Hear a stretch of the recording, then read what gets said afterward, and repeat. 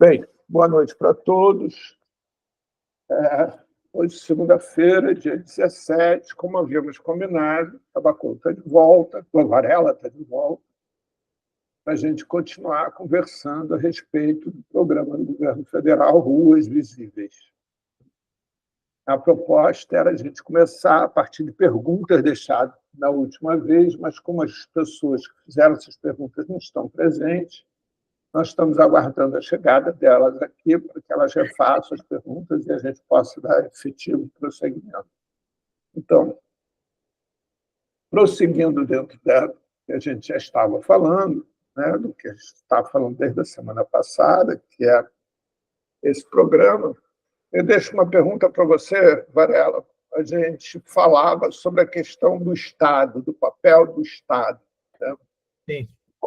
Como você vê o papel do Estado junto aos excluídos sociais? Pergunta capciosa.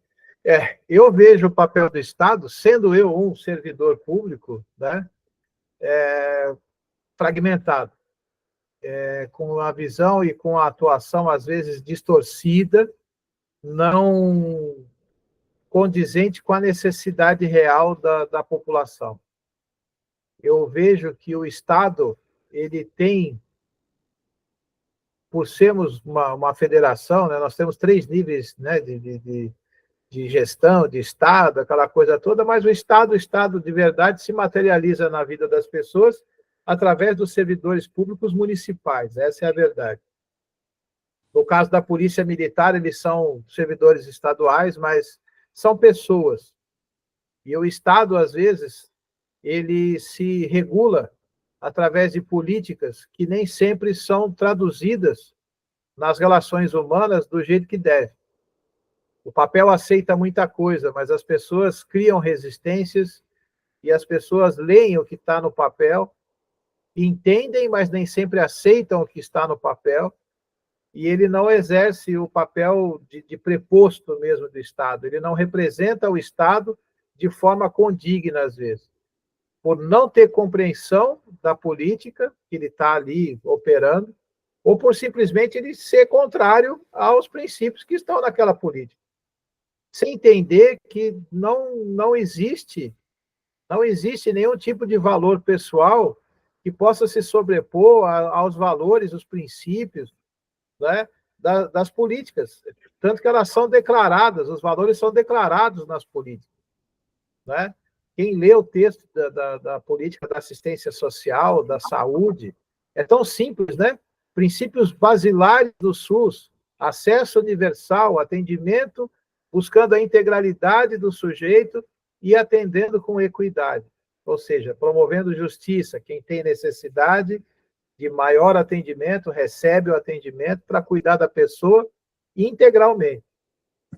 E isso não acontece, nem o acesso universal, que é onde esbarra a questão do público que aqui nós discutimos, que é a população em situação de rua, e nem sempre tem o seu acesso garantido às políticas públicas, até da saúde, né, que tem um preceito de acesso universal. Essas pessoas acabam sendo, às vezes, impedidas de acessar esse serviço, porque os servidores criam barreiras, mas barreiras que eles mesmos criam, que não fazem parte da política. E, às vezes, esse mal entendimento, ou mal expressão, ou controle da política, provoca uma série de distorções nos direitos dos seres humanos, principalmente quem está em situação de rua. Pessoal, ninguém tem nenhuma questão para trazer para o Varela? Ninguém tem nenhuma questão para colocar? Sim, Tabacu. Boa noite, Varela. Eu sou aqui de São Paulo. Eu fico pensando o que precisa ser aperfeiçoado na área de albergue, porque eu vejo que precisa muitos tipos de albergue, parece, né? Às vezes precisam famílias, tem gente com animais, tem gente com instrumento de trabalho, a carroça. existe isso que a gente tem que pedir para os órgãos do Estado começarem a fornecer? Quantos tipos de albergue? E também, aqui, estava sendo um avião aqui. Que tipo de assistência, que modalidades? Parece que existe a ideia da casa temporária, de uma república, e de aluguel temporário, seria isso? Seriam esses três, albergue, república, ou tem outros dispositivos que são necessários? Necessário é que cada pessoa tenha condição de ter um abrigo, né? Um local para se sentir acolhido, né? Albergues são locais onde as pessoas, ficar albergado é ficar abrigado. É um teto, pode ser uma lona, né? Qualquer coisa que receba. A política fala em acolhimento. Né? Nós precisamos que as pessoas sejam acolhidas e cada uma tem uma necessidade. Então, nós precisamos de unidades de acolhimento. Isso contando da assistência social, tá? Precisamos de unidades de acolhimento para homens, mulheres que tenham seus animais, porque existe já a política que garante o canil, ou em alguns lugares a pessoa dorme com o seu cachorro, com o seu pet, do lado da cama ou com ele, né? E não é em todo lugar que os outros concordam com isso. Então, como a população em situação de rua é muito diversa, e o abrigamento tem que estar observando todas essas nuances, né? Toda essa diversidade, né? Abrigos que comportem e recebam com decência, né? Público LGBTQIAPN+, né? Existe o albergue noturno, que é só para acolhimento de pernoite. E por acaso, esse que a Cláudia está mostrando aí é em São Vicente, onde ela trabalha. É um acolhimento noturno. Então, a pessoa chega no meio da tarde, 6 horas, né, Cláudia? Passa por uma lista e consegue fazer o pernoite dela ali. Isso é um albergue, né? Esse é o albergue noturno. A pessoa passa, fica lá albergada e depois vai para a rua, vai fazer a vida. E existem casas de passagem, onde a pessoa permanece por um tempo e ela fica, tem lugares que chama de casa de estar, a pessoa fica em torno de 6 meses, às vezes 9 meses, onde ela consegue a sua reinserção produtiva, às vezes, consegue uma casa de convalescência, são vários os termos, né, que são usados. Mas, assim, em termos de aplicações, um para pernoite, que pode ser masculino ou misto, né, acolhe as pessoas. Tem também os abrigos que são de baixa exigência, então, se a pessoa chega alcoolizada, ou levemente sobre o uso de droga, toda ela vai ser acolhida. Tem lugares onde isso não acontece. Então, a necessidade é que exista também abrigo de baixa exigência, para que a pessoa, mesmo alcoolizada, chegando lá e necessitando do abrigamento, ela possa permanecer ali. Só que sempre nesses serviços é necessária a intervenção de profissionais com a visão para que a pessoa vá se tratar em relação a essa questão que traz o problema dela. Se tratar no sentido de se reinserir socialmente, produtivamente, fazer a redução de danos, fazer o trabalho de redução do uso de uma substância que está trazendo prejuízo para a vida dela. Existem as comunidades, que a gente chama de república, onde a pessoa começa a dividir um espaço que é muito semelhante a uma casa, mas com 3, 4 pessoas. Né? Então, ele fica na mesma casa e vai dividindo as tarefas diárias. Ele vai aprendendo, ou reaprendendo, a cuidar da própria roupa, fazer a própria comida, porque nos abrigos, né, nas unidades de acolhimento, ele recebe a comida pronta, ele, às vezes, não tem nem que arrumar a própria cama, porque as pessoas vão lá depois e tiram o lençol, põem para lavar. Então, existem serviços que vão colocando isso em etapas. né?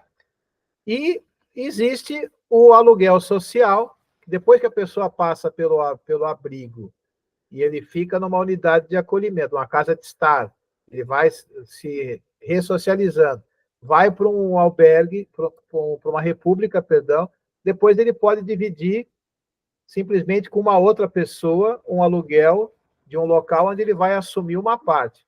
O Estado paga o aluguel e ele vai correr atrás da comida, da alimentação, né? Ele recebe um suporte. Essa é uma forma de fazer a coisa. E tem o aluguel depois que ele recebe para morar sozinho. Mas é uma ajuda, é um apoio. Ele tem que já estar trabalhando para poder pagar o restante. E existe a modalidade do Housing First que não passa por nenhuma coisa dessa. Já vai lá e já põe a pessoa dentro de uma casa montada, né? Que não é dela, que nunca vai ser dela, não é dada a casa para a pessoa, é cedido como residência, como moradia, mas não é dele. É subsidiado a permanência dele ali, mas partindo daí ele vai ter que fazer a reconstrução da vida social dele, que é a modalidade do moradia primeiro, do Housing First. O Housing First está muito ligado com a saúde mental. Aqui no Brasil eles estão desconectando isso. Mas em todas essas unidades, abrigos para a família, abrigos para criança, abrigos para pessoas com animais, abrigo para pessoas, né, de LGBTQIAPN+, tudo isso é necessário você ter. E existem modalidades, por exemplo, esse do abrigo, do albergue, existe um projeto, uma política chamada... Perdão. Eu esqueci o nome agora. É um lugar onde a pessoa só coloca as suas malas. Ela pode deixar só os pertences dela, porque na rua, quando a pessoa está dormindo com a sua mochila, que eles chamam de galo carinhosamente, obrigado, Cláudia, bagageiro, a pessoa vai lá e deixa os documentos dela, deixa os pertences dela dentro de um armário. Ele cede lá, a prefeitura cede um espaço para ele colocar as coisas dele, enquanto ele está vivenciando a situação de rua, e ele pode ficar indo só no albergue noturno, mas ele tem um lugar para guardar os seus pertences, para não ter a perda disso, para não ter o desvio, porque normalmente ou é roubado por outra pessoa que passa, nem sempre em situação de rua, né? Ou a própria polícia ou a zeladoria urbana leva embora, porque acredita que aquela mochila, aqueles trapos ali não são nada, mas são os pertences da pessoa, e isso está colocado, né, na DPF, e o plano Ruas Visíveis fortalece muito isso. São pertences, a retirada de pertences assim, ela é ilegal. Então, são várias as unidades que você pode, são vários os serviços que você pode, inclusive da saúde, são as casas de convalescência, que tem a unidade de acolhimento transitório também, onde a pessoa está fazendo um tratamento de tuberculose, por exemplo, ele tem que tomar medicação todos os dias por 6 meses. Então, ele vai para essa unidade de acolhimento, ele fica ali para fazer o seu tratamento. Tem liberdade de ir e vir, mas ele vai estar ali desenvolvendo atividades diárias. Pessoas que estão se recuperando de cirurgias, pessoas que foram atropeladas, estão usando gaiola, né, que você chama o aparelho Lizarov, lá, o ortopédico. Então, existem várias as necessidades e as políticas, mas nem todo município abraça essas políticas. E isso é um problema, né? Aqui na Baixada, por exemplo, nós não temos abrigos para a família. Então, quando chega uma família que está em situação de rua, a criança vai para o abrigo infantil, a unidade de acolhimento, chamada Serviço de Acolhimento de Crianças e Adolescentes, as SAICAS, e os pais vão ter que se virar para ficar no abrigo, né? Se consegue vaga na casa de estar de longa permanência para a mulher mais rápido do que para o homem. Então, a criança fica numa unidade, a mãe fica em outra e o pai fica se virando para ver se tem onde dormir, pelo menos, e passa o resto dos dias na rua. Então, eles acabam fugindo da cidade, falando, não quero ficar aqui, eu vou embora. senão a família se desfacela. Então, isso é uma violência que o Estado acaba cometendo com essas pessoas, não ofertando para elas o serviço que é necessário. E por isso que a gente tem que estar sempre, em cada território, identificando qual é o perfil das pessoas que circulam pela cidade, quem está em situação de rua, e qual é a necessidade, para poder atender a essa diversidade de necessidades. E, normalmente, não é atendido na sua universalidade. Cláudia, deixa eu tirar uma casquinha da tua presença por aqui. Qual é a dificuldade maior que você tem aí de coordenar esse abrigo aí? Oi, boa noite. Então, na verdade, assim, eu não sou coordenadora, tá? Eu sou assistente social aqui, eu estou assistente social no equipamento onde eu sou a única servidora pública. O manejo é feito aqui por uma terceirizada, né? Mas o que a gente sente falta aqui realmente é de capacitação dessas pessoas que trabalham nos acolhimentos, né? Porque não tem essa visão que o Varela estava falando, a humanidade, a humanização, o olhar mais amplo, né? Porque vem de um conceito até muito o senso comum, né? Aquela visão ainda de que as pessoas que estão em situação de rua estão porque querem, né? Então, a gente tem que trabalhar todos os dias com a conscientização das pessoas que trabalham e também a conscientização das pessoas que estão nessa situação. E elas têm que ter os deveres delas também, né? E hoje, por exemplo, nós estávamos falando sobre o controle social. Qual a importância? Não adianta só a gente reclamar que está ruim, que está ruim, que está ruim. Como que a gente vai fazer para que aconteça e que mude as condições? Se unindo nos movimentos sociais, participando dos conselhos, para quando tiver a conferência, a gente ter voz e voto, né, como delegado, participando disso. Essa é a maior dificuldade, que realmente como não sei, Varela já deve ter falado, a nossa profissão é muito contraditória, porque eu tenho que bater e pressionar aquele que me emprega. Então, eu tenho que ter uma instrumentalidade para que faça acontecer as coisas sem eu me prejudicar, né? Porque, senão, a gente, dentro do serviço público, existe ainda o assédio. Então, a gente tem que ter um manejo com toda essa situação e um olhar amplo para que aconteça de uma forma menos penosa. É isso. Obrigada. O que você chama de forma menos penosa, Cláudia? Nossa saúde mental. Nossa saúde mental. Porque, assim, é angustiante, por exemplo, você estar num lugar onde cabem 35 pessoas e tem 40 pessoas na fila para entrar. É angustiante você entender que você precisa de mais de um educador social para você acolher mais pessoas e você não tem isso. Entendeu? Então, a gente tem que tratar da nossa saúde mental para que a gente possa apoiar essa população. E uma coisa que eu costumo dizer muito, eu não estou aqui para ajudar, eu não sou a moça boazinha, eu estou para apoiar a resolução que eles tiveram de mudar de situação, a superar essa situação, porque eu entendo que quando a pessoa está na rua e fala assim, não, vou procurar um albergue, um abrigo, um acolhimento, é porque aquela situação dele está sendo penosa, e eu tenho que acolher. Abrigar, a gente não faz isso mais nem com bichinho, né? A gente não abriga mais, a gente acolhe.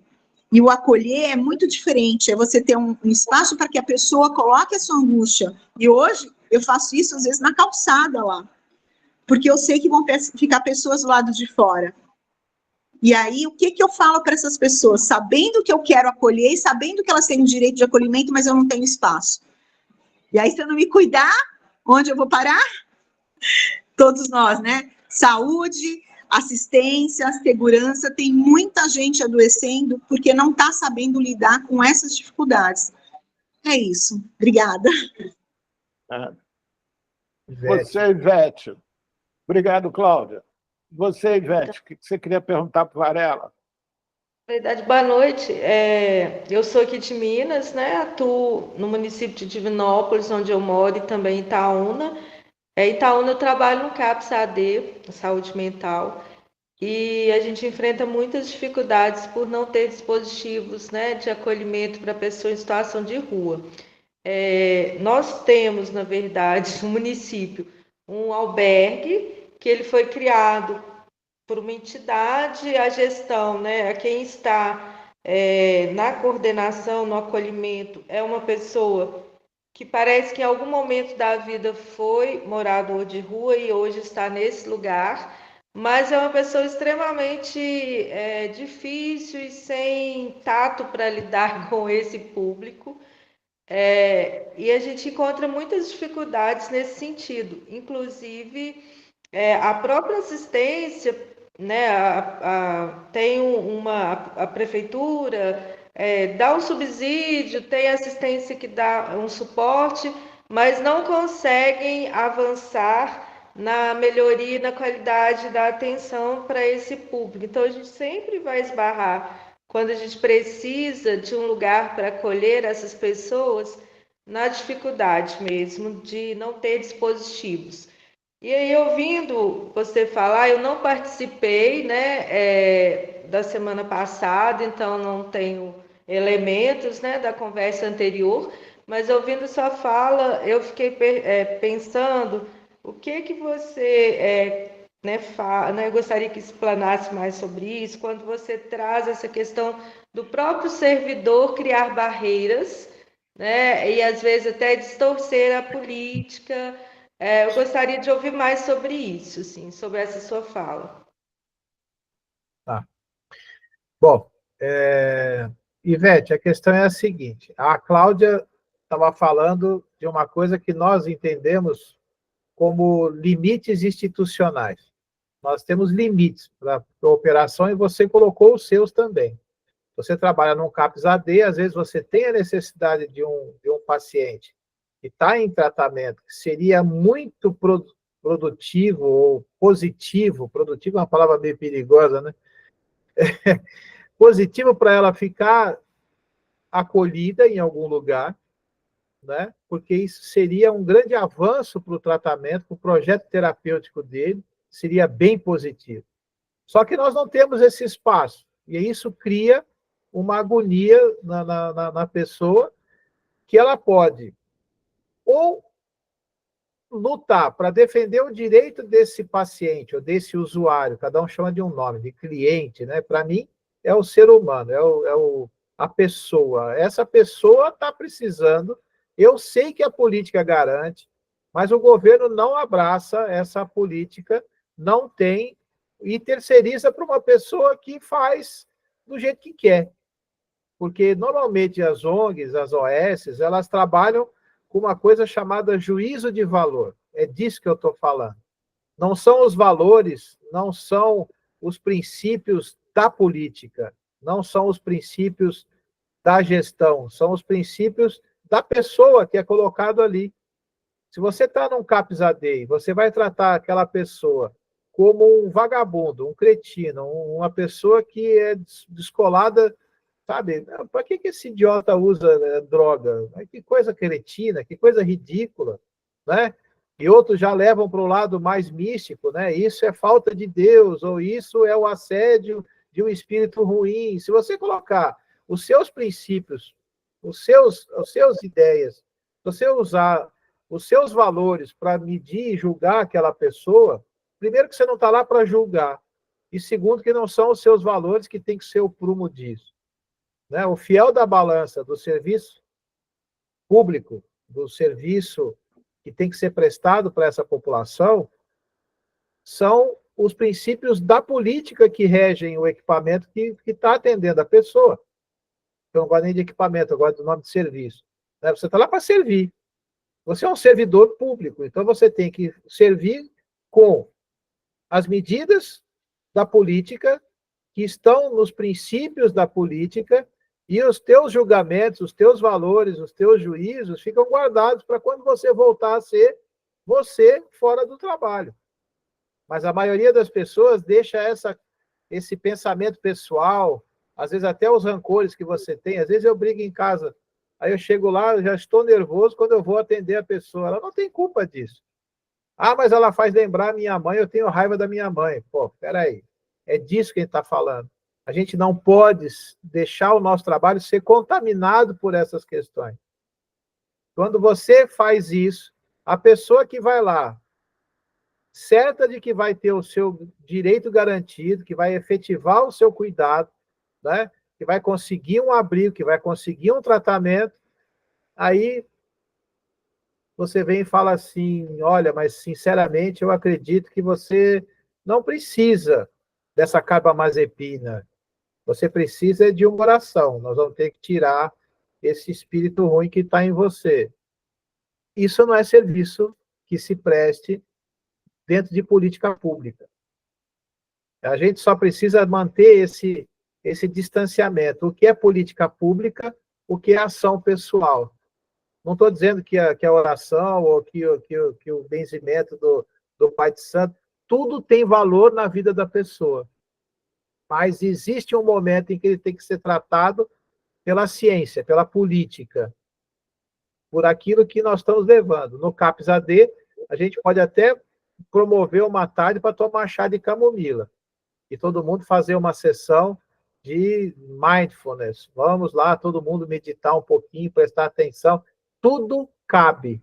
Mas quem tem que fazer a escolha do que é o ideal para si é a pessoa que é alvo do atendimento, não o servidor. Nós não podemos impor nenhum tipo de pensamento nem de valor. É disso que eu estava falando naquele momento. Sim, Cláudia. Amamos. CAPS AD é tudo de bom.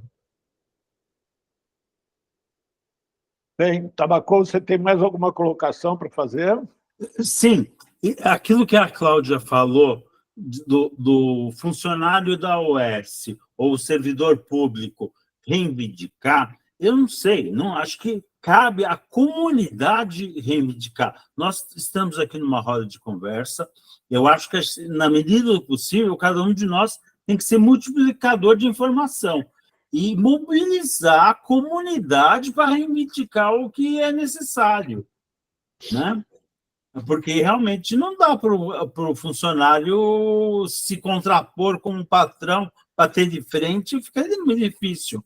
Agora, a pressão da comunidade, como é que vão ter que se mexer? Com certeza. Não sei se a Cláudia, eu tenho certeza que concorda com isso, que eu conheço muito bem a Cláudia, né? Gente, Tabacô, a questão é essa, meu amigo. O nosso trabalho como assistente social é exatamente fazer essa mediação entre a comunidade e construir da comunidade uma unidade, que é o movimento social organizado, com consciência crítica. Esse é o trabalho do assistente social com cada pessoa que ele atende. Dá para a pessoa a consciência de que ele tem direitos e para efetivar os direitos dele, lutar sozinho não vai conseguir.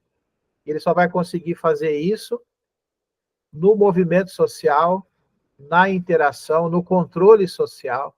Então, e nós ainda fazemos uma mediação, né? Eu estava no consultório na rua, hoje estou no CAPS, já trabalhei em várias unidades, no CAPS AD, por exemplo, agora a Cláudia está ali no albergue, é um albergue noturno. Existe também a comunidade que joga contra, que é contrária à presença do serviço naquele local. Então, a gente também tem que fazer a mediação com aqueles que estão incomodados com a presença dessas pessoas no território. Então, o trabalho é muito mais profundo, por isso que a gente fica sempre abalado. A gente está sempre o tempo todo tendo que buscar afetos, porque a gente é afetado emocionalmente a cada instante, em cada atendimento. São muitas demandas que passam por nós, e nós temos as nossas demandas, que nós temos que jogar numa caixinha, magicamente para fazer, não conseguimos isso. Essa neutralidade é muito bonita no papel, mas não funciona. Todo dia, cada pessoa que passa na frente da gente, a gente nos reconhece como seres humanos, que temos os mesmos medos, que temos os mesmos sonhos, e que temos, às vezes, um pouco de privilégio em relação àquela pessoa. E a gente vai trazendo a pessoa para a consciência de que ela pode transformar essa realidade através de instrumentos, ferramentas pessoais, que ela tem que construir por conta própria, que nós não vamos ceder essa ferramenta para eles. Mas que a maior ferramenta que existe é o trabalho social, é ele estar unido com pessoas, porque o ser humano é um ser de vínculos, e o ser humano é um ser social e é um ser político. Interagir com pessoas na troca de ideias para construir uma ideia em comum é política pura. Então, nós temos que ensinar as pessoas, ensinar não, que a gente não ensina nada, mas tem que conduzir a pessoa a chegar à reflexão de que ela pode, coletivamente, construir algo para transformar a realidade dela, inclusive no equipamento. Mas o assistente social ele faz isso também com o seu empregador. Por isso que a gente bate de vez em quando, a gente bate, né, na porta do patrão e chuta a canela dele, dizendo, olha, você está devendo para os nossos pacientes aqui uma mesa de ping-pong para a gente poder dar um momento de descompressão para eles. E ele fala, mas eu não tenho dinheiro para isso. Para craqueiro, para cracudo, eu faço outra coisa. Aí toca você sentar com o sujeito e explicar que não é assim que se trata, que a forma de se referir é pejorativa, né? Imagina eu fazer isso para o secretário. Às vezes você é obrigado a fazer isso, porque existe aquilo que a Ivete estava perguntando. O que é? É esse uso do teu pensamento pessoal, né? Dos teus valores, e acontece muito, muito. Principalmente quando a gente vive num país onde existe mais mérito, né, do que direito sendo observado. Então, enquanto nós não mudarmos essa mentalidade prevalente ainda, não dominante, que eu não gosto dessa palavra, que em mim ninguém domina, né? Mas é o pensamento que prevalece. As pessoas não merecem. Essa pessoa não merece tanta coisa. Eu não mereço isso. E ainda tem paciente que chega para você e fala, eu não vou pegar essa medicação porque tem gente que pode precisar mais que eu não mereço tomar tanto remédio. Você não merece, não. Você necessita da medicação. Enquanto você necessitar dela, você tem direito a receber. O problema é que, às vezes, ele chega na farmácia e está em falta, porque não fizeram a licitação, porque o dinheiro pode ter sido desviado, sabe Deus onde foi parar, né? E esses limites que adoecem, às vezes, o servidor que tem essa vontade de viver num mundo perfeito, como é a política quando está no papel. E toda a política no papel é perfeita, é linda, é maravilhosa, é uma verdadeira utopia. Mas para garantir isso, a gente vai andando e nunca chega onde quer. Mas tem que seguir andando. Então, Varela, há algum tempo atrás, um professor aqui da UF é a Universidade Federal Fluminense, Sim. ele fez uma pesquisa muito interessante, que pouco tempo antes desse trabalho que ele fez, tinha havido uma publicação dizendo que população de rua, a população de rua tinha apontado como primeiro demanda deles serem olhados e receberem um sorriso. Ou seja, terem a certeza que as pessoas o viram, né? Não foram nos desconsiderados. E esse professor, ele passou, o campus da UF é muito grande, então ele passou um período fantasiado de população de rua, mas ele chamava de fantasiado porque ele botava uma roupa condizente com população de rua, mas não mudava absolutamente nada no rosto, só mudava os trajes e sentava num canto do campus da UF e ficava lá pedindo como se ele estivesse em situação de rua propriamente dita. Durante esse período, ele nunca foi reconhecido. Ninguém ligou a pessoa, o professor, àquele sujeito que estava ali sentado. Ou seja, ele se sentiu absolutamente transparente. Em momento algum se vê-se falar nisso, nem na questão desse programa, do Ruas Visíveis, né? Ele não fala em tornar o elemento visível, no sentido de criar algum sistema de interação entre os com endereço e os sem endereço. Como é que você vê isso? Isso é um problema sério, porque ele tem a ver com uma postura cultural, né? É a pior parte que eu vejo na sociedade, que te julga pela aparência e não pela tua essência, né? O programa Ruas Visíveis, ele tenta tornar a rua visível, promovendo ações afirmativas em várias áreas, para que a rua se torne visível. A rua, no caso, a população em situação de rua. Porque a rua todo mundo vê, né? Mas as pessoas reclamam que ela tem buracos ou que a calçada está ocupada por corpos indesejáveis. A população em situação de rua, ela só é notada quando ela atrapalha. E ela sempre atrapalha por existir, né? A invisibilidade da rua é o princípio do preconceito. E todo mundo sabe que o preconceito nasce do medo de ser igual àquele ser na situação ou na condição que ele está. Então, esse projeto Ruas Visíveis, ele é o primeiro respiro de atenção que a rua tem desde o início dos anos 2000. Porque mesmo com o advento do decreto 7.053, decreto-lei, que é decreto-lei até hoje, não virou nem lei, né? Foi uma tentativa de colocar essas pessoas de volta nos números da sociedade, mas sequer eles são computados no censo, por exemplo. Nós vamos conseguir fazer censo da população em situação de rua em 2025 ou 2026. Porque nesse país a gente conta gado, a gente conta pet, cachorro, gato, mas não conta pessoa em situação de rua. Né? Por quê? Porque a lógica, a metodologia, o pensamento do controle, da construção de dados para se construir políticas públicas está vinculado a um endereço que essa pessoa não tem. Então, ela está execrada daquilo que a sociedade entende como estar inserido na sociedade, que é ter um endereço. Então, a pessoa está em situação de rua, ela está mal vestida, com roupas que não são dela, às vezes não são do tamanho do corpo dela, né? Tem gente que critica porque eles usam 4, 5, 6 camisas ao mesmo tempo, só que esquecem que eles não têm guarda-roupa, o único lugar que ele tem para carregar a roupa é o próprio corpo. Ainda fica bravo quando doa a roupa e vê ele jogando fora no dia seguinte, mas é lógico, já sujou. Ele não tem tanque, ele não tem sabão, ele não tem corda para secar, né, varal, para secar a roupa. Ele não tem guarda-roupa, ele vai fazer o quê com a roupa suja? Se não é em todo centro pop que ele pode entrar e lavar a própria roupa, não é em qualquer lugar que ele tem acesso a isso.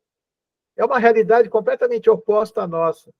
Então, eles são invisíveis, eles são indecifráveis também para nós. Só quem se aproxima da rua e tem a humildade de trocar saberes com ela, aí bem freiriano mesmo, é troca de saber, né? A gente não pode, de forma alguma, chegar lá querendo ensinar alguma coisa. Você tem que chegar querendo fazer trocas. Porque você tem vivências que ele não tem mais. Pode ter tido um dia, ou nunca teve. E é nessa troca que a gente constrói o processo de visibilidade da rua. Então, eu acredito que a gente precisa, de verdade, Paulo, para a rua se tornar visível, a gente deveria entender que a rua existe, aceitar que a rua existe e promover a visibilidade da rua, fazendo o que nós estamos fazendo aqui. Só que o que acontece?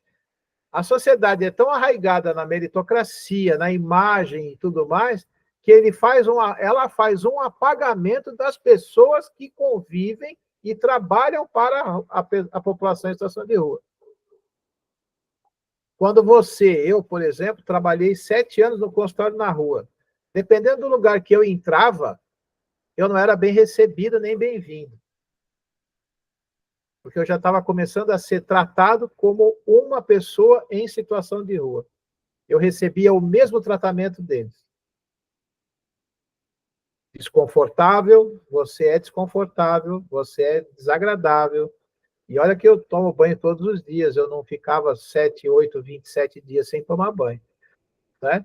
Mas até o meu cheiro dava a impressão que incomodava algumas pessoas. Porque eu tenho proximidade com a rua. Eu passo a ser tratado como se eu fosse rua. Mesmo sendo de nível superior, sendo um servidor de carreira, uma pessoa toda, você começa a ser tratado como eles. Isso tem a ver com a estrutura da nossa sociedade. Uma estrutura hermética, racista, sabe, machista, tudo aquilo que está dentro do cerne da construção da sociedade. A sociedade não foi construída para existir pessoas sem residência, pessoas sem ter onde morar, pessoas sem ter trabalho, sem ter emprego. Não é à toa que há pouco tempo a gente, para ter acesso à saúde, precisa ter uma carteira assinada, senão só em Santa Casa de Misericórdia. Então, o SUS ele trouxe uma reforma maravilhosa que aos poucos está degringolando. Por quê? A sociedade vai corroendo aquilo que foi colocado como princípios basilares de uma política universal, equânime, sabe? É triste quando a gente percebe que as pessoas são invisíveis porque elas não oferecem nada para a sociedade além dos seus corpos, porque ninguém se importa com o que eles levam na vida deles ou o que eles têm dentro da cabeça deles. E olha que tem muita cabeça boa na rua. Infelizmente, as pessoas só não têm um lugar para estar. E por isso elas se tornam invisíveis. É isso. Então, mais ninguém quer fazer nenhuma colocação. A pena que a filha da Marisa passou mal. Pois é, mas daqui a pouco ela está de volta. Mas, olha só, Varela, continuando nessa mesma toada, né? Sim. Se fica sempre pensando, e quando se fala de política pública, se fala de política pública como se tivesse, em algum momento, uma solução para acontecer relativo à questão da população de rua. Mas, quando a gente olha para a humanidade, você vai ver que população de rua, excluído social, sempre existiu. Eu costumo sempre dizer que um ícone na nossa história, na história da humanidade, Jesus Cristo era um símbolo de população de rua, né? Ele não tinha lugar, não tinha moradia, não comia o que lhe davam, etc, etc, etc. E sua morte aconteceu exatamente por questionar a elite e sendo preterido por 2 ladrões, né? Ele morreu, a população escolheu salvar 2 ladrões e matá-lo na cruz. Exatamente, na minha visão, porque os 2 ladrões tinham uma inserção social que ele não tinha, né? Ele não tinha um espaço, um lugar onde estar, enquanto que os ladrões tinham, mesmo que fosse um lugar aparentemente indesejado, mas era um lugar, né? sim.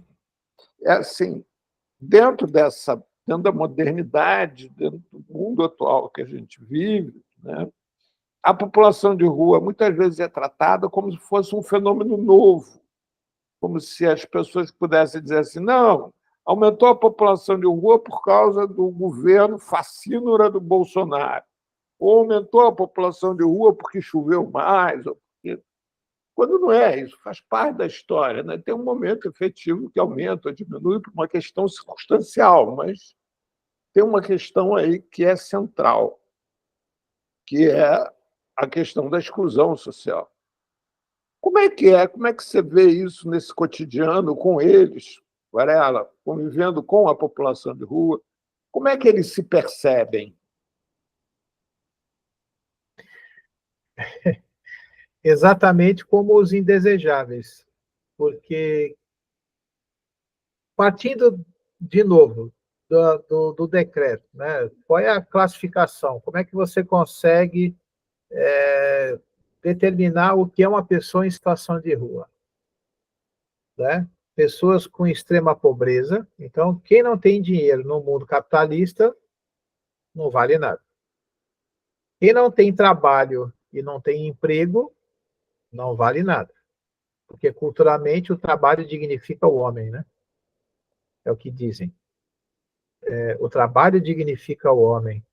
E são pessoas que carregam transtornos, nem sempre mentais, né, mas carregam transtornos, carregam traumas, carregam lembranças que elas não conseguem elaborar, elas não conseguem lidar com isso. Por isso as pessoas vão às vezes para a rua por causa de conflitos familiares, né, por causa de dívidas, por causa de traição.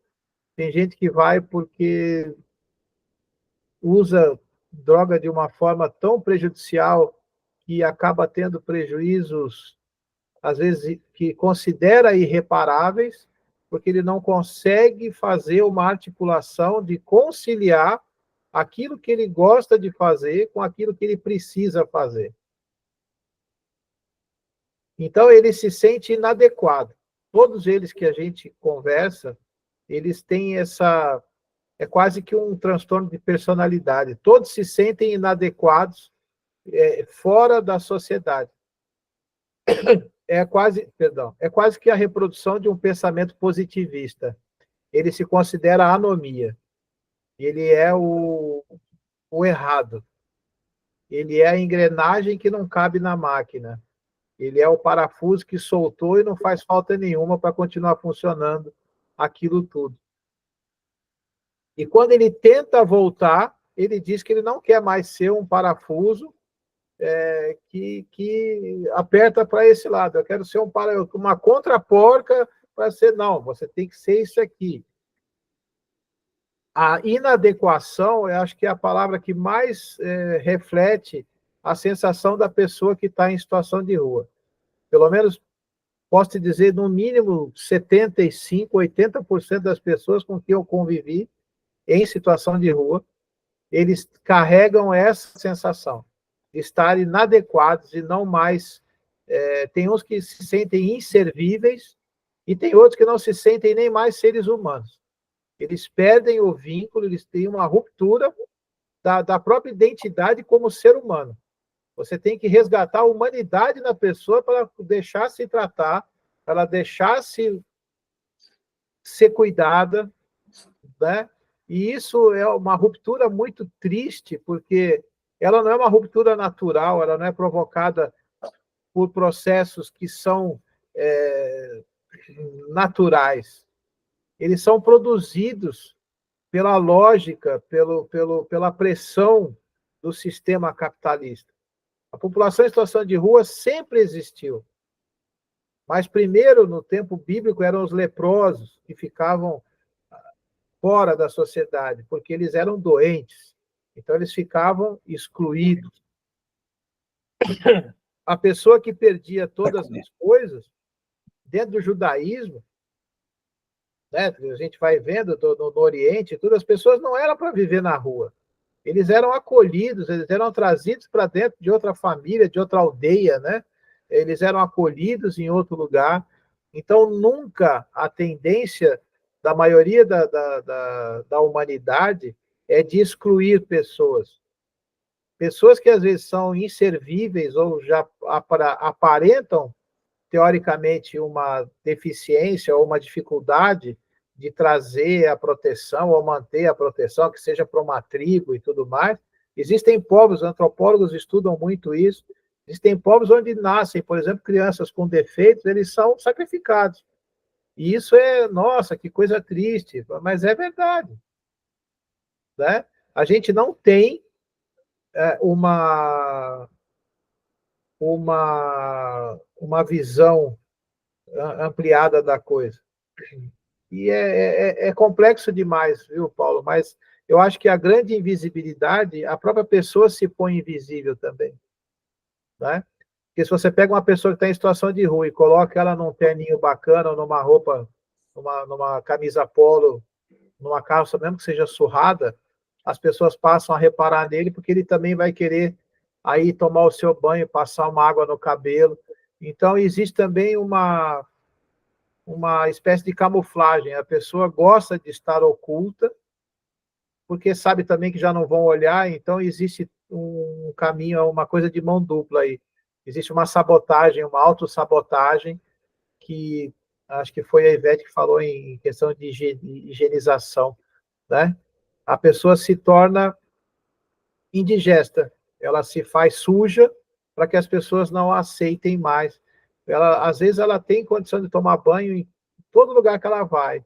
Aqui na Baixada, na praia, está cheio de chuveiro em tudo que é lugar, quer dizer, só fica sem banho quem quer. Mas ela se permite ficar daquela forma porque ela não tem mais, às vezes, o amor próprio. A pior coisa que tem para resgatar em população em situação de rua é a autoimagem e o cuidado, o autocuidado. É uma das maiores, acho que é o maior desafio que a gente tem. Que algumas pessoas que fazem uso abusivo de alguma substância acabam perdendo também com o tempo, que é o amor por si próprio.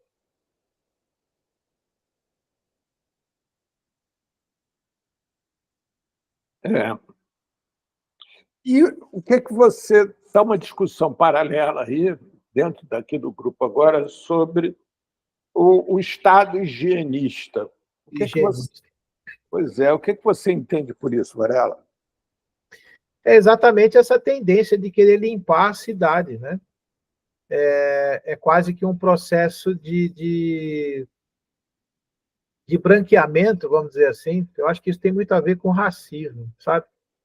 Porque a gente sabe que a população em situação de rua é predominantemente negra, né?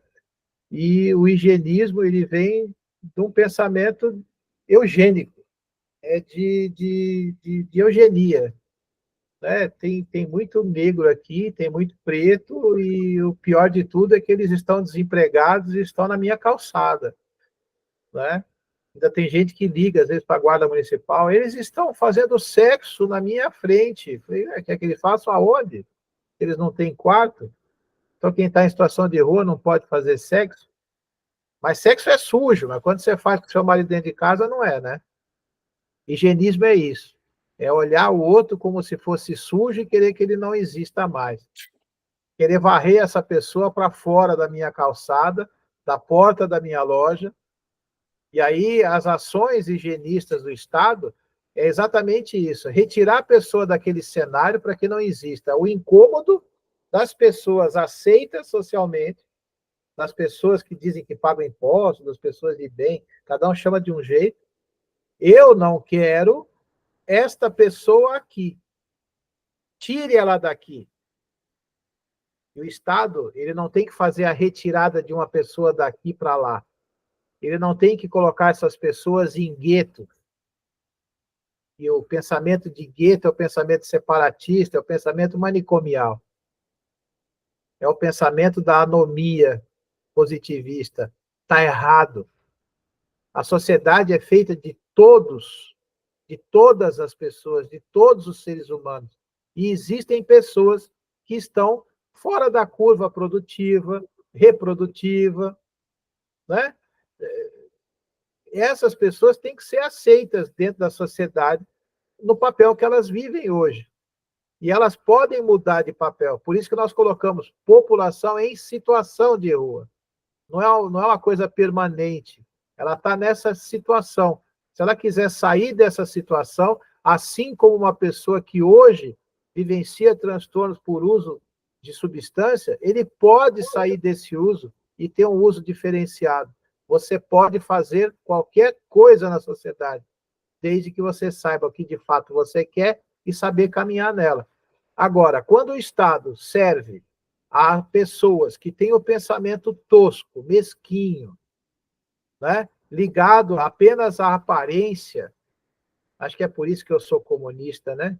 Eu estudei muito Karl Marx e eu gosto muito do que ele fala. Você não pode ficar preso na aparência, você tem que buscar a essência das coisas. A população em situação de rua tem uma essência. São pessoas execradas socialmente por uma questão ou financeira ou de saúde. Percebem? Não é só o dinheiro que execra as pessoas, que deixa as pessoas fora da sociedade. Os doentes também. Por isso, a maioria é tratada como usuário de droga, mesmo não usando, e existem essas políticas, não, tira daqui e leva para a comunidade terapêutica. Só que a comunidade terapêutica não trata ninguém, não cuida de ninguém, não faz nada pela pessoa, só enche o bolso do dono da comunidade terapêutica, que normalmente é amigo de quem escreve a lei e está sempre dentro da mesma tendência religiosa, seja ela qual for. Tá? Então, o higienismo é isso, é limpar aquilo que eu considero sujeira. Agora, a minha bituca de cigarro, o meu charuto, se eu bato, né, um papo com alguém, se eu chupo o meu pirulito, o meu picolé e jogo o lixo no chão, esse lixo pode ficar. Mas este lixo de ser humano, eu não quero aqui. Isso é higienismo. Marisa voltou. Então, sim, Marisa, você tinha uma pergunta a fazer. Ou Oi, melhor, boa noite. a Boa ser noite. respondida, não a fazer. Boa noite mais uma vez. Felizmente foi só uma questão de vômito mesmo, tá com a renite atacada, mas como ela tem epilepsia, aí eu já fico muito preocupada com isso. Mas deixa eu falar. Eu sou, né, Marisa, eu não tenho formação nenhuma, fiz um ensino médio supletivo, sou funcionária pública na rede municipal, aqui do Rio de Janeiro, e trabalho no CMS, dando suporte administrativo. Eu sofro da depressão severa. Então, o que acontece? Um dos momentos que eu me sinto quando a depressão está mais leve, que me faz sair de casa, é ir para os lugares abertos, praças, parques, jardins, né? E eu vim morar aqui eu moro no Catete. E com isso eu encontrei muitas praças que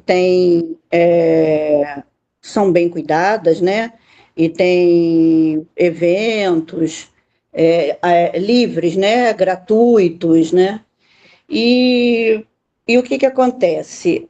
Ao sair de casa, eu sempre levo o meu copinho e sento, né? E fico observando as pessoas. Tem uma praça aqui perto que a gente chama de Largo do Machado. Tem estação de metrô, tem uma igreja bonita, bem arborizada, tem mesinhas de cimento, e com isso se concentra muito a população em situação de rua, porque é um ambiente muito, muito bom de estar, né? Nesse Rio de Janeiro que a gente vive, né? Então, é um ambiente muito bom de estar. Às sextas e sábados, eles fazem tem uma banda, aí bota essas barraquinhas de rua, e esse conjunto que toca, coloca uma imagem de São Jorge em cima da mesa e toca aí à vontade, no meio da praça. E, às vezes, eu sento lá numa mesinha, tem algumas barracas que liberam as mesinhas para a gente sentar, e eu sempre fico mais afastada. E aí tem aquela população de rua, em situação de rua, que se aglomeram ali. E o que me fez trazer isso agora para para vocês? O que acontece? Eu, inclusive, filmei isso. Eles ficam numa alegria com a música, com o prazer de estar ali. E tem uns que dançam assim maravilhosamente bem, fazem acrobacias. E aí, quando eu comecei a filmar, aí que eles se soltaram mesmo, sabe? 90% negros, né, como o Júnior estava falando, e muito alegres, mas uma alegria que me deu inveja, sabe? Eu estava ali né, na minha tristeza, imersa na minha doença, e a alegria deles. Uns estavam com umas caixinhas de bala que eles estavam vendendo, e aí teve um que me chamou para dançar. Eu levantei, dancei com ele, e ele começou a fazer. Eu não sei, só sei fazer o 2 para lá e 2 para cá. Eu não sei esse negócio de rodar, de vai para lá e vem para cá. Eu não sei fazer nada disso. E aí ele começou a querer me levar para fazer aquelas. Aí eu virei para ele e falei: olha, eu não sei dançar, você vai me desculpar, mas eu vou me sentar novamente. Ele: não, desculpa, senhora, desculpa. Aí eu sentei e fiquei lá observando eles, entendeu? Numa alegria contagiante, assim, pelo menos para mim estava contagiante, entendeu? E o fato de ninguém estar nem aí para eles, também não estava nem aí para mim. E era o que estava me deixando ali perto deles. Numa outra vez que eu fui, sentou uma menina, no máximo devia ter, eu não perguntei a idade dela, mas no máximo, acho que não tinha mais de 18 anos. E eles estavam dançando também, ela estava com a caixinha de bala e pediu para sentar.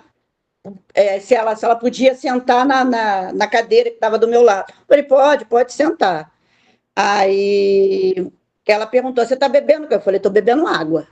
Aí: você quer água? Aí ela falou: quero. Aí eu dividi a minha água com ela e ela, usou o linguajar, né? Estava muito aborrecida. Eu falei: mas por que você está tão aborrecida assim? Você não estava lá dançando? Ela apontou para um dos que estavam dançando, está vendo aquele ali? É ele que é o pai do meu filho. E que ele não quer ir embora. E eu já falei para ele que a gente tem que ir embora, que a gente tem hora para entrar lá no hotel. A gente tem permissão, mas a gente tem hora para entrar. Se a gente não conseguir chegar lá no horário, a gente vai ter que ir para um outro, que eu acho que era em Cascadura, ou sei lá, era bem mais distante. E ela falou que não gostava do outro, um dos outros, eu não sei se abrigo, aí eu não sei qual é o nome que eu falo, entendeu? Mas para um outro lugar que eles estavam indo, que se ele não chegasse nesse hotel, eles teriam que ir para esse outro lugar, que ela falou que era muito ruim, porque ela não sabia ler direito, e para ela entrar, ela tinha que ler um negócio da Bíblia lá. E para ela comer, ela teria que ler o negócio da Bíblia. E para ela tomar banho, ela tinha que ler outro negócio da Bíblia. E ela não sabia ler direito. E aí, a pessoa que botava ela para ler, depois lia e falava para ela, e ela não entendia nada do que eles estavam falando. E ela ficava com muita fome, até chegar a hora da comida, entendeu? Era assim, um tormento para ela. E aí, Júnior, eu te pergunto assim, como é que esses abrigos que tentam evangelizar essa população? Como é que é isso? Tem alguém olhando para isso? Como é que é isso? Marisa, você tocou numa ferida grande. O que acontece, minha querida? Isso não é política pública, isso é assistencialismo, que alguns consideram caridade, né? Obra humanitária, cada um classifica do jeito que quiser, mas é a mesma coisa que os catequistas, né? Que os padres jesuítas vieram fazer no Brasil. É a imposição daquilo que é exatamente aquilo que eu estava falando para a Ivete. As pessoas impõem o pensamento, o julgamento e os valores dela como contrapartida para um perdido, para um desviado, para um errante, para um sabe Deus o quê, né? E, olha, eu vou te dar comida, mas primeiro você tem que recitar esse versículo da Bíblia. E se essa pessoa for do axé? E se ela for da Umbanda? Justo. E se ela for uma Hare Krishna? Ah, mas... E o que me chamou, me chamou a atenção também, Júnior, é que ela falou que eles davam prioridade, né, para as pessoas, tinham mais regalia, foi isso que eu entendi na fala dela, tinha mais regalia aqueles que iam lá no culto, entendeu? Dar o testemunho deles. É a contrapartida, é o marketing teológico, né? Eu preciso fazer com que os fiéis acreditem que o Senhor tem o poder de transformar a vida das pessoas. Eu creio nisso. Eu sou evangélico. Só que, na hora que eu estou trabalhando para atender um ser humano que está em dificuldade, eu não posso colocar esse valor na bandeja. É isso que a gente tem que evitar. Então, isso, para mim, é um exercício de violência. E, infelizmente, isso não é fiscalizado. Não existe um órgão público que vá lá, tirando a vigilância sanitária, né? Não existe. A vigilância socioassistencial deveria estar lá, mas existe vigilância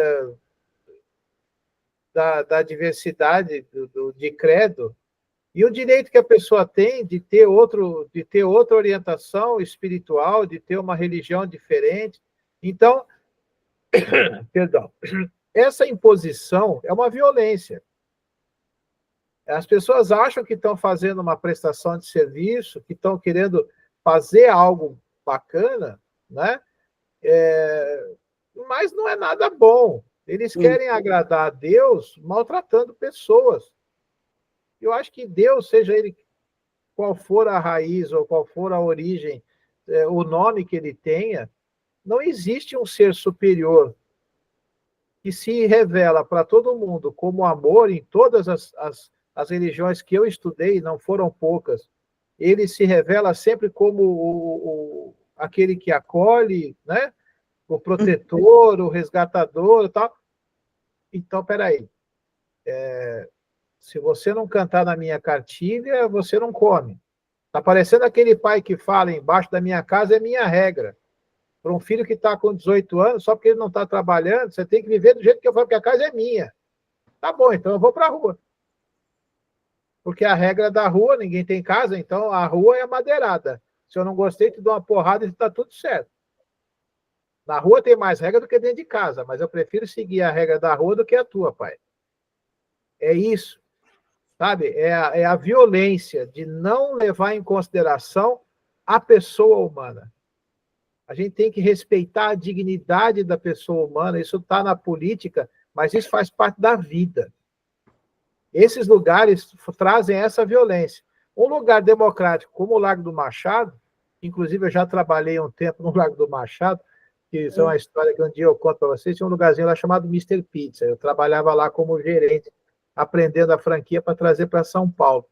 Isso de um tempo, de outra vida. Mas olha só, é um lugar democrático. Sim. É um samba que está rolando, é um som. E já disse uma vez um grande filósofo, né? A vida sem música seria um erro.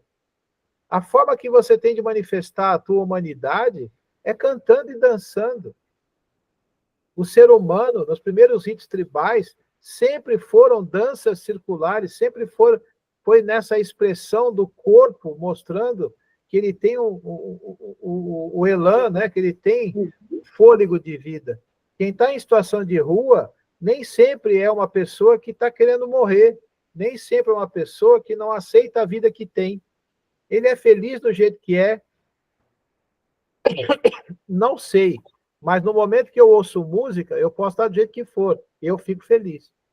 Essa é a manifestação deles naquele momento. Espontâneos, felizes, leves, mas carregando seus dramas. A menina, meu Deus, se eu não chegar aqui, se esse cara continuar sambando aí, eu estou ferrada, porque eu vou ter que ir lá no negócio, vou ter que ficar lendo o negócio, que eu mal sei ler, porque senão eu não vou poder comer. Olha a agonia dessa pessoa. É correto você infringir uma tortura mental no ser humano nesse nível? Sim. É aceitável isso? Não é. Então, mas é aquela coisa, se é a regra, só vai para lá quem está disposto a cumprir aquela regra. E ela não estava, por isso que ela estava brava com o pai do filho, né? Só que ela tinha toda a liberdade de dizer, ó, você quer ir para lá, você vai, eu vou para o outro, porque eu não vou perder o abrigo por tua causa. Pode ser que ela perca o marido, né? O pai da criança. Ou a proteção que ela tem, né?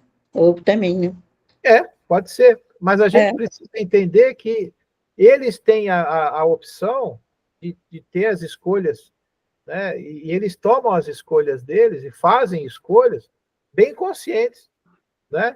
Isso é uma demonstração disso. Agora, em relação a essas questões de OS, de organizações religiosas e tudo, eu acho que isso tudo é uma violência, sabe?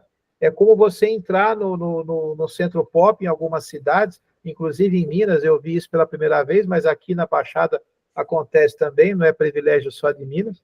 A pessoa passa por revista. Ele vai lá, em situação de rua, para buscar uma refeição, um banho, uma peça de roupa, recuperar seus documentos, né? E ele é revistado, como se ele fosse um bandido. E as pessoas tomam os pertences dele, abrem o corote dele, a barrigudinha, cachaçinha mal ajambrada, e joga fora. Você só vai entrar se isso aqui for jogar fora. Isso é violência. Sim. Isso é violência, porque a propriedade daquela pessoa, aquilo é dela. Não pode ser jogado fora. Pode dizer, ó, você não pode entrar com isso. Ponha no bagageiro, ou deixa aqui, nesse lugar. Não pode entrar com isso. É diferente. É diferente. Então, essas violências acontecem em nome do quê? Em nome de um poder social que tem que ser exercido em cima dessas pessoas. Como eu uma vez fui entrar num restaurante e não pude entrar porque eu estava sem um paletó. Mas eles tinham paletós para alugar. Eu falei, então você tem que alugar paletó para entrar, um paletó que outra pessoa usou, nem sei se é lavado, desculpa, eu vou comer em outro lugar, onde eu seja bem-vindo. Então, às vezes, a gente é execrado, a gente é colocado de lado quando a gente é diferente. E a população em situação de rua é diferente de tudo que a gente vê. Por isso que a gente torna elas invisíveis, né? Essas pessoas invisíveis, mas, ao mesmo tempo, ela incomoda tanto.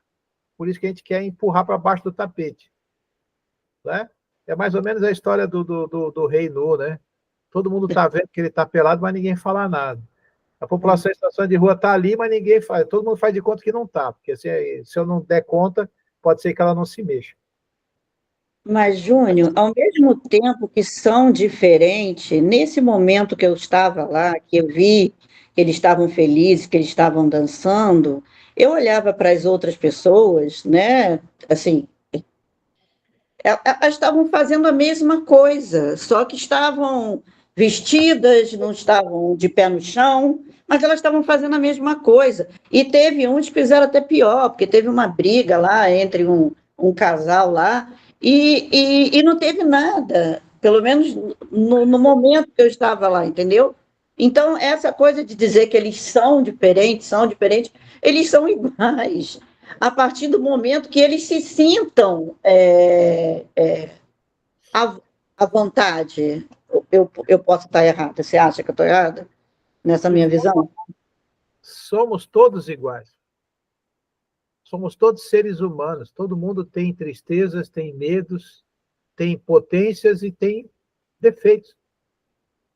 Eles não são nada diferentes de nós. A única diferença é que eles não têm um colchão para dormir, não têm um telhado para cobrir o corpo deles durante a noite. Só isso. E, infelizmente, nós tratamos a casa, a residência, né, a moradia, como um bem de consumo.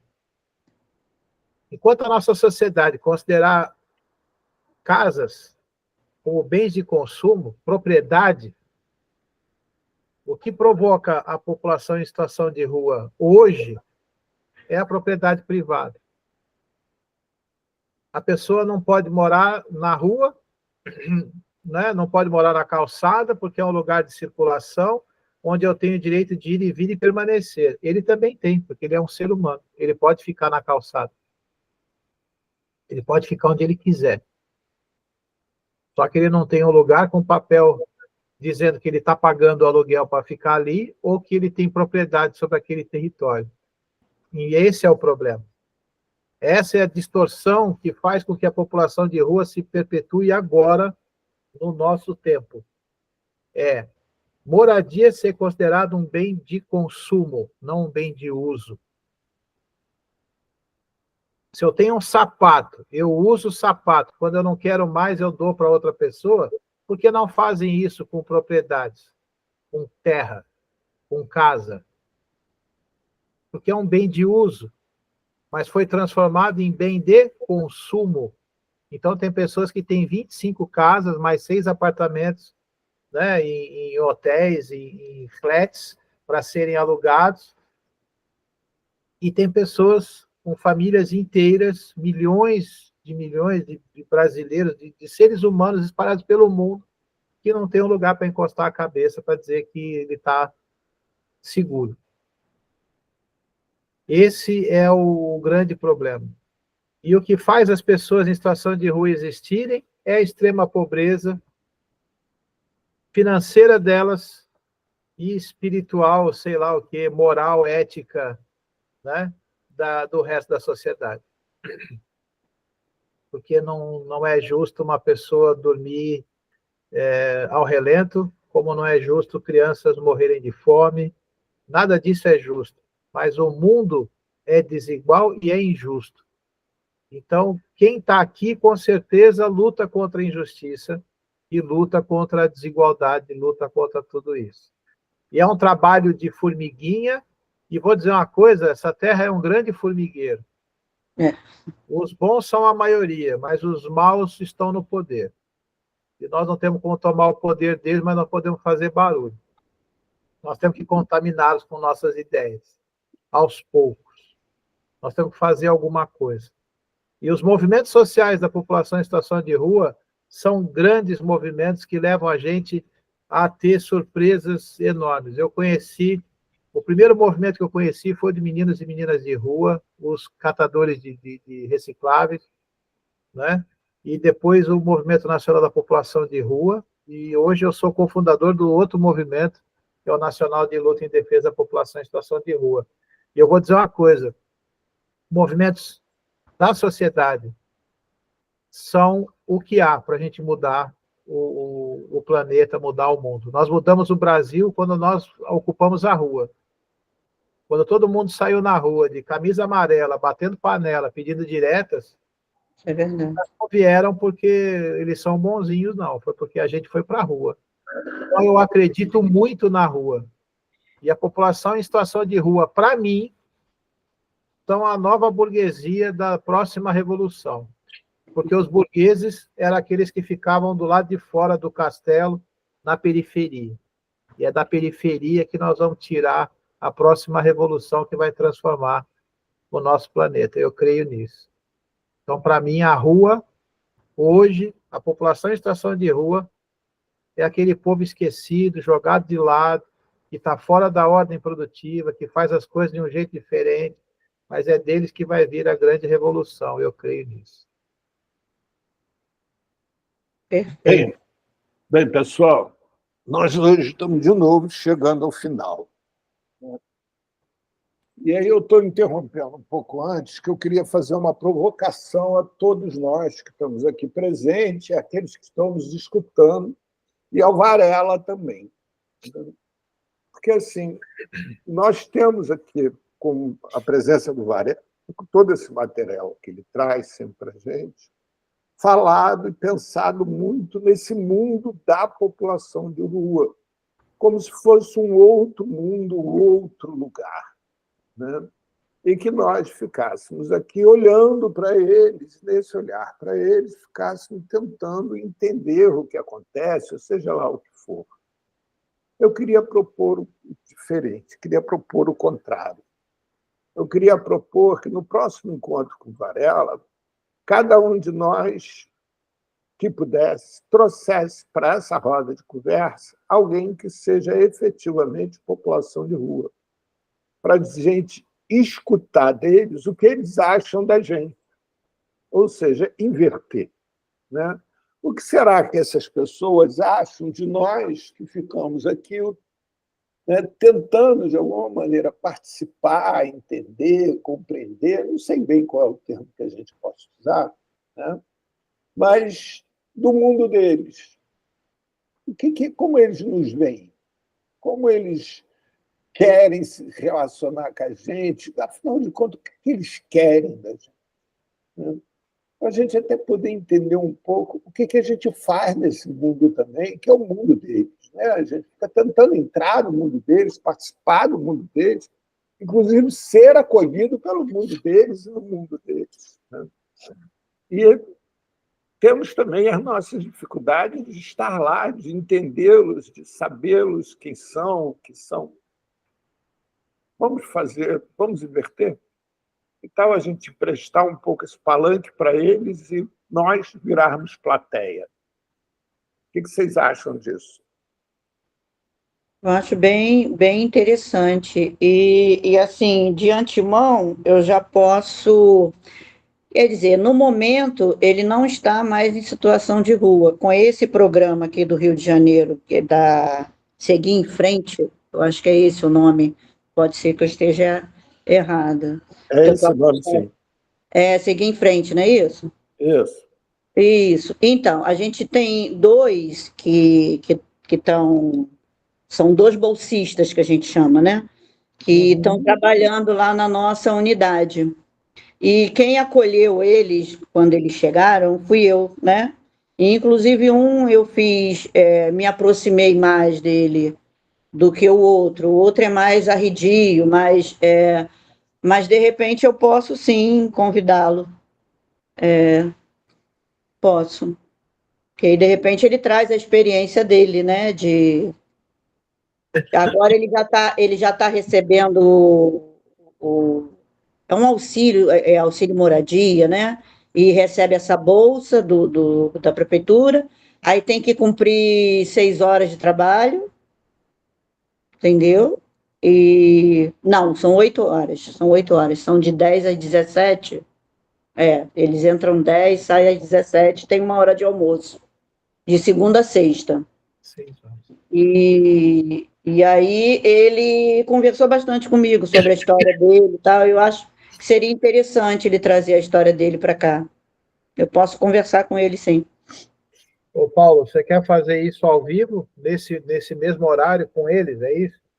A minha proposta é que a gente convide eles para que eles participem junto com a gente na terceira segunda-feira do mês de julho, né? Tá. É isso, acho que a Marisa entendeu bem. Alguém que recente tenha saído da rua, alguém que já ainda esteja na rua, ou alguém que já esteve na rua, mas assim, alguém que tenha essa vivência e que olhe de dentro para fora, né? Porque a gente fica de fora olhando para dentro. E aí, como é que é a visão de quem está dentro e olha para fora? A Cláudia, lá no abrigo dela, a Cláudia pode convidar alguém para participar da roda com a gente, ou pode fazer uma roda com todos eles, né, lá do abrigo nesse dia. Eu só acho o horário, o Paulo. Não sei se vai poder. Eu não sei se ele sabe mexer em celular, essas coisas, se ele, entendeu? Eu não sei. Então, a gente pode fazer o seguinte: a gente tem lá o nosso grupo do Papo de Segunda, que todos participam. A gente vai conversando lá no Papo de Segunda e vai vendo se consegue tornar isso viável ou não. Se não for, a gente constrói uma outra proposta daqui até lá. Sim. Eu acho que daria para fazer assim. Eu, por exemplo, não vou estar no meu computador, eu vou estar no celular na rua. Isso. Né?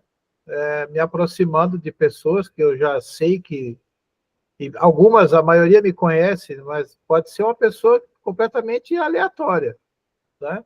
Eu faço o convite e a gente vai saber se vai aceitar ou não. Esse seria a grande, assim, se conseguir que a pessoa aceite participar, vai ser fantástico, porque você vai ter a fala de uma pessoa que está em situação de rua e vai ser abordado por uma pessoa que ele nunca viu, ou que ele mesmo conheça, mas ele vai poder falar da vida dele, né? É um experimento social interessante, viu? É interessante. Não é? A gente poder escutar, mas lembre-se que assim, a minha ideia não é eles falarem deles, né? Obviamente que não tem nada proibido, o que tem é uma sugestão. É eles falarem da gente. Dá para entender? Não, entendi. Desafiador. Oi? Desafiador. Entendi. Não é? Eu acho que com o seu Valdeci, eu consigo bem isso que você está falando, sabia? Porque ele tinha uma expectativa de não conseguir mais nada na vida por conta do ser humano, que o ser humano já estava perdido, e de repente ele conseguiu sabe, chegar nesse projeto, e aí ele viu que tem ser humano bom ainda, entendeu? Acho que seria interessante, sim. Então, mesmo o que tem é que acho que só tem ser humano ruim, não tem problema nenhum, não. A gente não está aqui para escutar elogio, está aqui para escutar. Não, eu estou falando em relação à experiência dele, né? Sim, sim.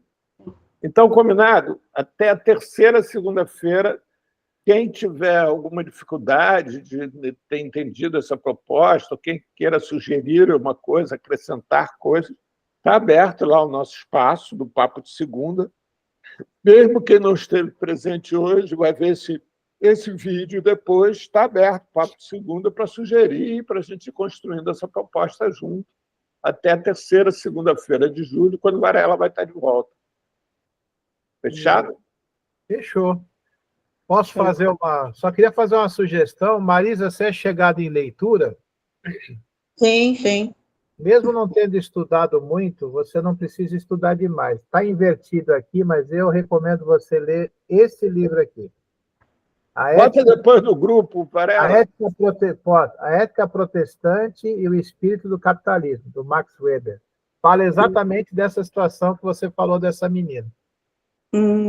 Tá? Começa falando dessa influência que os protestantes tiveram, e eles vieram com muito crescimento, fortalecendo o capitalismo e a lógica capitalista, que é eu tenho que... E isso Pessoal, 2 minutinhos que eu vou abrir a porta e já volto. 2 minutos, Varela. Fundamentou, inclusive, o Evangelho da Prosperidade, que hoje em dia está bem em voga.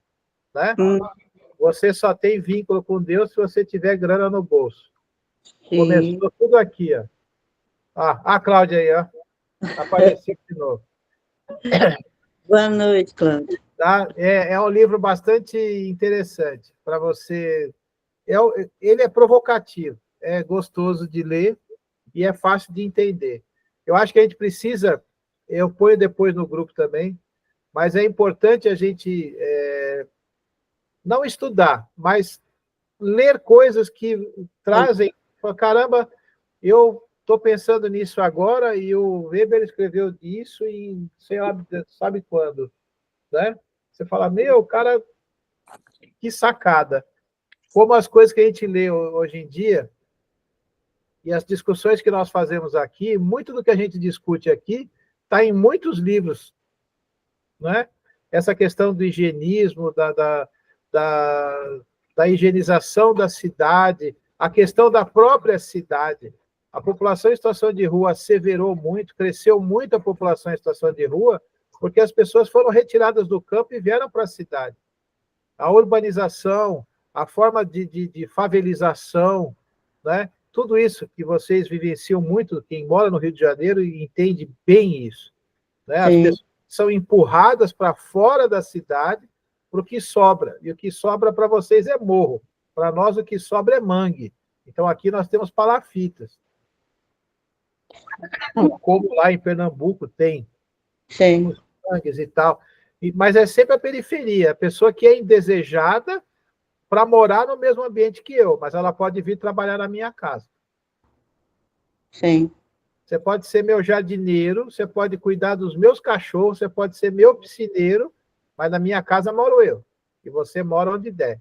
E de preferência longe daqui.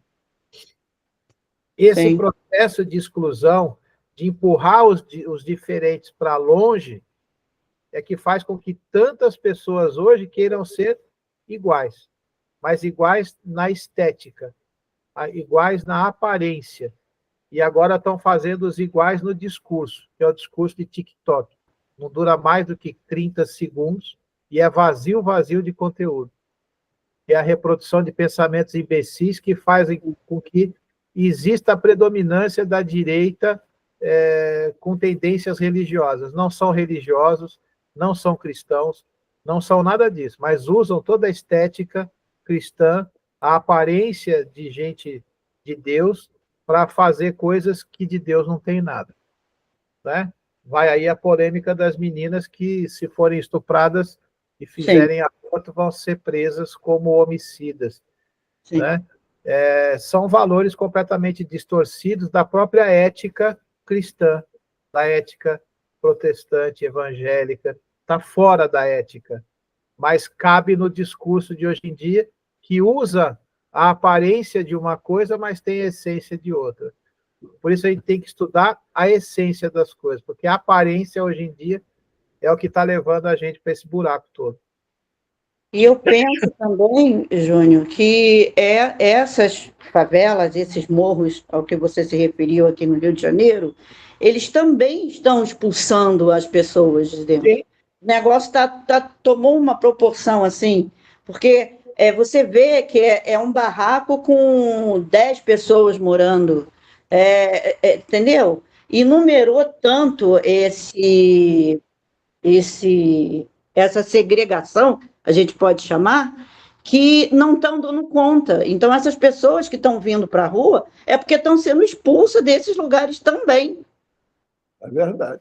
Marisa, olha só, eu vou ter que interromper você e o Varela, mas fica de bom que a gente tem já mais assunto para lá, a volta do Varela.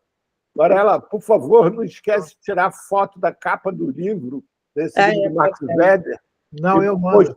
E posta lá no grupo das ANS. Eu mando sim. Mas tira a foto da capa, tira já direto do Zap. Pessoal, eu vou tirar, eu posto lá. Isso. Pessoal, prazer enorme mais uma vez. Até segunda-feira que vem. Boa noite. Um abraço para todo mundo. Até mais, boa noite. Obrigado pelo convite, gente. Vocês são muito gentis. Obrigado. Boa noite. Boa noite. Boa noite.